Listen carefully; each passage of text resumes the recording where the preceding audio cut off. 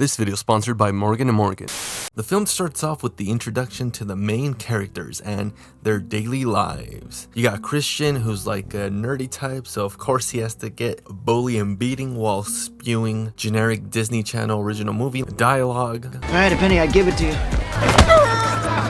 Next up, you got Sergeant Ramirez from Modern Warfare 2. Oh, never mind. It's Oscar Vasquez, and he's trying to join the army straight out of high school. But he can't since he's an illegal and he's got no papers with his JROTC ass. If you find your birth certificate, please come back. You make a great recruit. If not, if it's permanently unavailable, don't go presenting yourself to any government office. You heard of Immigration Customs Enforcement, right, son? Next up, you got generic mechanic Mexican character, Lorenzo. He also got his little brother who's always a troublemaker and always getting into trouble, and then Lorenzo has to clean up his mess, which makes it even harder because his little brother was born in the States, but Lorenzo is illegal. And he's also a thief and a Mexican. But what's the difference? It's the next day and George Lopez's character, Freddy, is trying to be a substitute teacher for a teacher who is on maternity leave for like the next 4 months, and it's a hard job at this school because a lot of the students are Mexicans and illegal, so it's a generic crazy school film. Freddy also meets up with Aunt May, no, the hot one. At the end of the day, Freddy's car is broken and Lorenzo sees this, so he does what any Mexican would have done and steals his rims. Just kidding, he offers to fix his car for 20 bucks and Freddy starts to take an interest into him. The next day, Freddy's teaching an after-school program that he doesn't really want to be there, but Oscar shows up to Freddy's engineering club, bringing all the paperwork to join this underwater drone competition, but Freddy doesn't really care for this and doesn't want to do it, although Lorenzo's persistent perseveres. So now they have to get a lot more people to join their club. Christian is doing more Disney Channel dark stuff and getting bullied, but Oscar saves him. So like that, he'll join the club since he's so smart, and look at this design he made, it's so cool.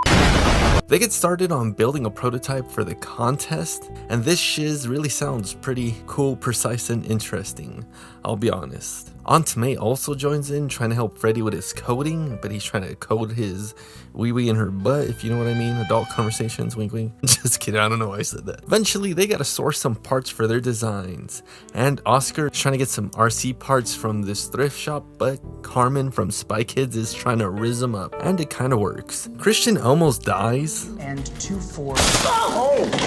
And bro, why does he look like a Mexican Pete Davidson?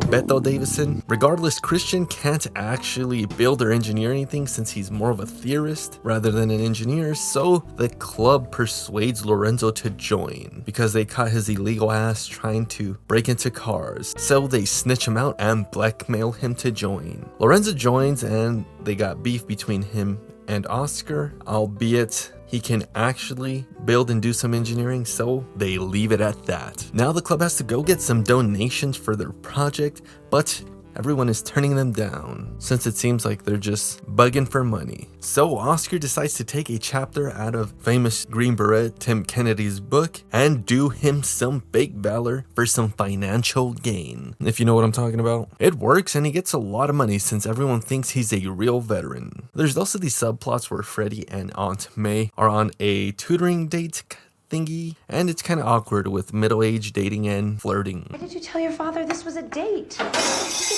Oscar's also on a date with Carmen at McDonald's, probably with all that fake valor money that he got. And yeah, they're a thing now. They're just dating out of nowhere. Now, hello everybody, it's the old barrio in the digital flesh and blood with a very important message that I wanted to share. Was that a drunk driver? My legs. Oh, how will I be able to work and not lose my wages? Oh no. Are these fictional injuries gonna cost me to go bankrupt? Oh wait, good news. Luckily, this video is sponsored by Morgan & Morgan. Morgan & Morgan is America's largest injury firm with over 1,000 attorneys in all 50 of these United States. If you've been injured in the past, don't settle for these lowball claims by big greedy insurance offers. Morgan & Morgan are the biggest injury law firm for a reason, because they win a lot with some of the biggest payouts. Sounds complicated, right? Wrong. Morgan & Morgan have modernized the injury law process so you can submit a claim and contact your legal team all from your cell phone. And all within a couple of minutes. Sounds pretty pricey, right? Well, wrong again. If you have a qualifying case, you can get this entire legal team for free because they don't get paid unless you get paid. That's right.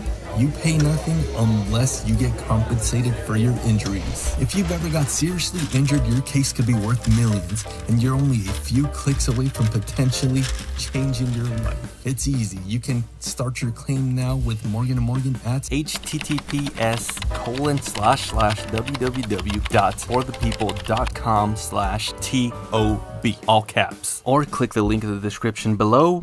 So thank you to Morgan & Morgan for sponsoring the video. Now let's get back to the story. It's a building time and the whole club goes to buy materials to build the prototype with Oscar's stolen valor money. But they're still short a bit, so Freddy pitches in and contributes to the cost. But in doing this, he's breaking the rules since the teachers aren't supposed to financially contribute to the club. On their way back though, Oscar gets in trouble because his mom found out that he was doing some fake valor and wasn't really able to join the army since he ain't got no papers. Despite this, they finished building the prototype and now they gotta test it at this sketchy ass motel pool. And it's a good time.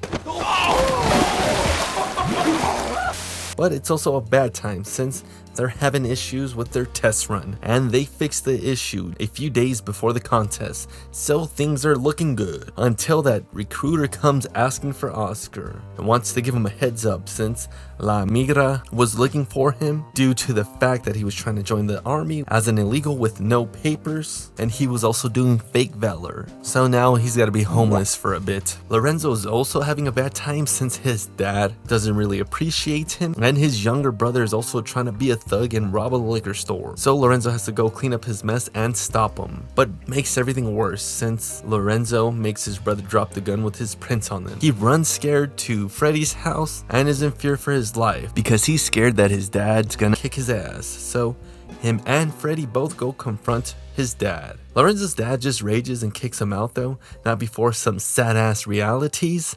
And the next day, Mexican Pete Davidson catches Freddy talking on the phone to another possible job opportunity, and he lets the whole team know with his snitching ass. And it's that whole sad the team is breaking up cliche. It turns out that Freddy lost his 3-year-old daughter in a car incident a few years back, and that's why his life is such a mess and why he can't really commit to any long-term jobs or relationship. After some self-reflection, he comes back to the club and it's inspiration speech time. It is time for the competition, so the team makes their way to Cali, specifically UC San Bernardino. How do I know that? Don't ask. Upon getting there, they decide to join the college league rather than the high school league because if they lose that way, it'll be a lot less embarrassing, especially if they come in last because they were way in over their heads. They're doing some practice runs, but they got a leak, so now they gotta fix it with some tampons. For reals, this isn't even a joke, but they fixed this no problem. And now it's the day of the competition, and the club feels a little out of their league, watching the rest of the schools. It's MIT's turn, and they're one of the most prestigious engineering schools, so they're passing most of the competition easy peasy with no problems. But they cannot finish the last out of the 5 underwater task, and MIT even says that the last task is impossible. So now it is the club's turn, and right off the bat they fail the first task and the 4th task, but they do the impossible. They clear the final task that MIT said was impossible. So with that, they come in 4th place in the underwater parts of the competition, but they still got a chance to come in 1st place since they still have to do a verbal section of the competition, and the judges are just amazed at how far the team got with so little money. For reals, the rest of the colleges and schools spent over like $10,000 on their drone designs, while